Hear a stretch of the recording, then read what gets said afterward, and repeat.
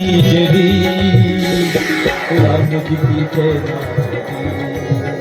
एक नई ज्योति राम जी की जय हथियारो तैयार કરી લો हर हर महादेव આપણે જોઈ લેવું हर हर महादेव હું કેનો કયા હથિયાર તૈયાર કરવાના છે हर हर महादेव राम जी की सेना चली राम जी की सेना चली राम जी की सेना चली राम जी की सेना चली हर हर महादेव हर हर महादेव જેને પાસે हर हर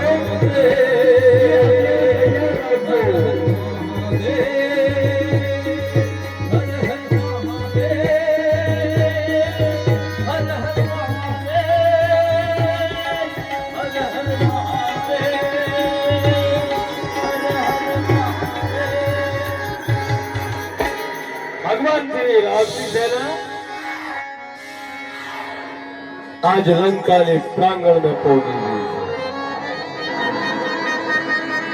लंका ना घर की दीवार नजर पड़ी रही है અને એમાં ભગવાને આદેશ કર્યા છે કે પોત પોતાના હથિયારો તૈયાર રાખો અને તમે રાવણ યુદ્ધ में આવ્યા છો કે નથી આવ્યો પહેલા મને નક્કી કરી લેજો કોણ કોણ બાંધવાના છે રાવણ જોડે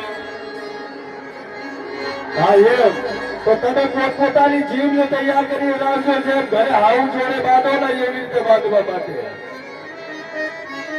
કેમ કે આપણે ત્યાં રાક્ષસો તો હશે ને આપણે એને બારો પાડી દેવો હવે ભગવાન શ્રી રામજીની સેના જ્યારે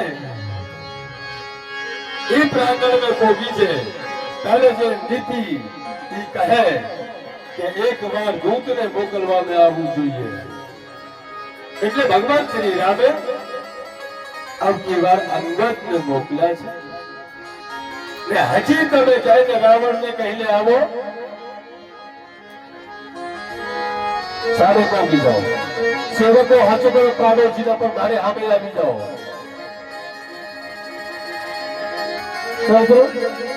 ક્યાં કહો કેમ કે મારું ધ્યાન આવવાનું ભટકી જાય નહીં તો મારે સામે આ જો કયા ક્ષત્રિયો કેમ શૂરવીરો છો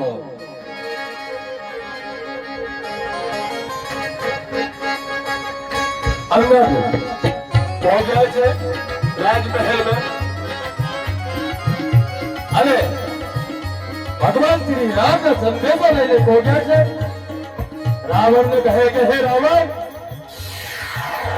હજી તારે પાસે એક પ્રજા પૂછું મારા પ્રભુ રામે કીધું કે જો હજી રાવણ ને જીંદો વચવું હોય તો એને માટે મારી શરણ સ્વીકાર કરી લે નહીં તો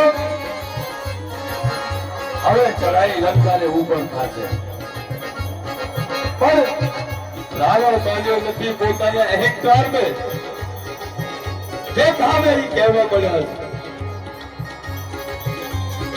क्या अंगद चुनौती आपकी से गए रावण सामान अगर इतना तलवा योद्धा है तो इतना तलवा वीर है तो सामान मारी बात वो प्रभु श्री राम ने पूछवा माटे नहीं जातो अगर तारी आ सवाल अंदर कोई पण योद्धा हो अरे मारा पद जरा हिलावी ने बतावी दे तो भगवान राम मारी तरफ से पहला पाछा नहीं जाए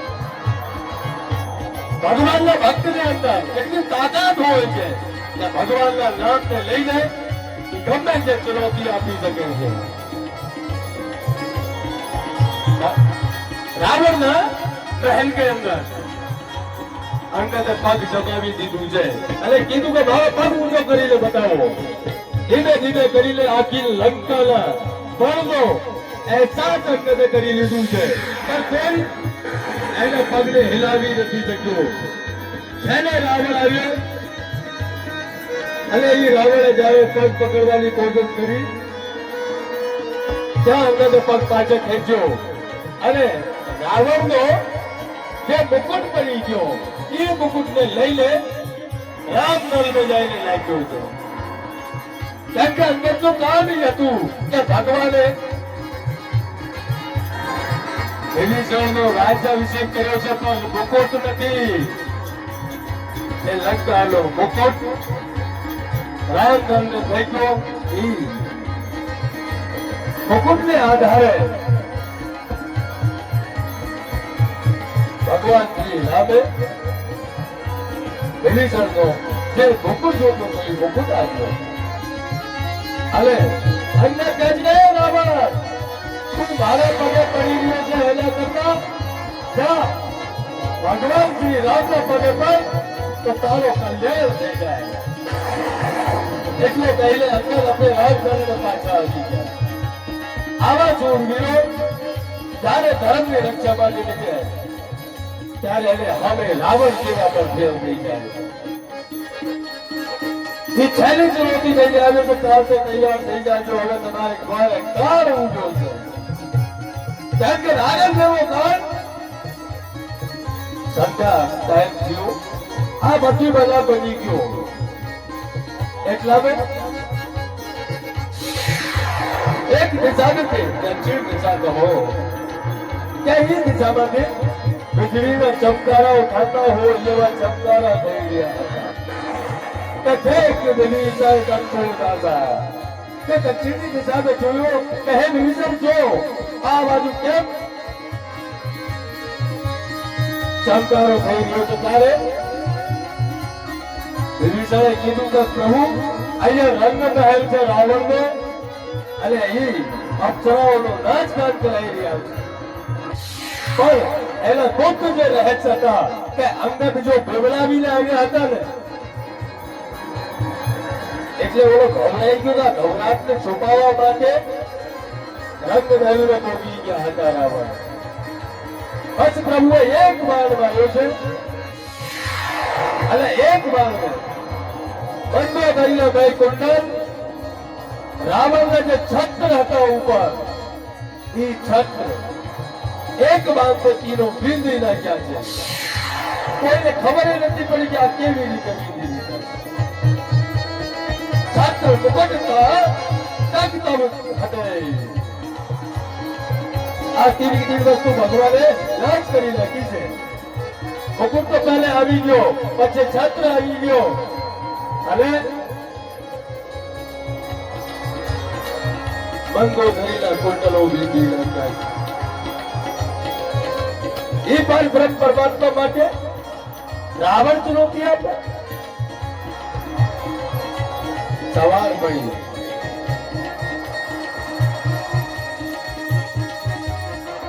કેમ કે જ્યારે ભગવાન શ્રી રામની નિંદા કરે ને કોઈ ત્યારે ભગવાનના જે દાસો હોય ને એને અંદર ઓટોમેટિક ક્રોધ આવી જ જાય છે. અંગદજીને આગળ જઈને નિંદા કરી તો અંગદ બાર મુકુટ લઈ આવ્યો. હનુમાનજીને આગળ નિંદા કરી તો ત્યાંથી પછી મુકુટ લઈ આવ્યો. મુકુટ એટલે લંકાનો સોનાનો જે હતો ને આખો વાતાવરણ ચહેરાનો નૂર જેના ત્યાં બધે રાક્ષસો પીને ઉડા હતા. ઈ કોઈ હાથ નહોતો કાઢતો લંકા પર.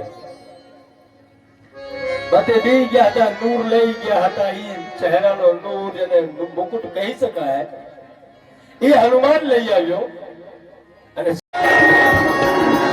અઢાર શક્તિને જતા ભગવાન શ્રી રામ એક હારે 30 બાર છોડી રહ્યા છે. 20 બાર ઓજા સાથે 10 બાર રાવણને ભક્ષણ કાપે પણ રાવણ મરાતો નથી. કારણ એટલે કે અત્યારે ઘરે ઘરે રાવણ ભયા પડ્યા છે. એમાં ભગવાને ઘણી કોશિશ કરી છે. મારો કાચો રાક્ષસ રાવણ એકબીજાને દોડી રહ્યા છે અને ભગવાન રાવણનો રોગ કરી રહ્યા છે. એટલા રાક્ષસો તમારે બની રહ્યા છે અને રાવણ કેવું છે ભગવાન? ભગવાનને આગળ પણ મસ્તક દબાવતો નથી. અને એક હાથ કપાય તો એક હાથ ઊંચી આવે છે. બીજા મસ્તક કપાય તો તરત બીજો મસ્તક ઊંચી આવે છે. કેટલી સમય સુધી ભગવાને 30 બાણ છોડ્યા છે. પણ રાવણ છે પરાતો નથી. અને એ રાવણ ભગવાનને એક વાર એવો પાડ્યો છે કે આપણે લેબડીયાને ટકારો છે. ત્યાં ત્યાં નીચે પાડ્યો અને બાજરો એને પછી છોડતા નથી. એટલે જ્યારે જ્યારે અલગ થયા એ ધરે પછી આકાશ પર ઉડી રહ્યા છે. કેમ ઉડી રહ્યા છે? રાવણને મસ્તકો એક ગળાની જેમ આકાશ છે. કેમ છોડતો નથી. ભગવાને આપણી લીલાનો સમાપ્ત કરવાનો પ્રારંભ કર્યો છે કે અમે તો 30 મારે છતાં પડતો નથી.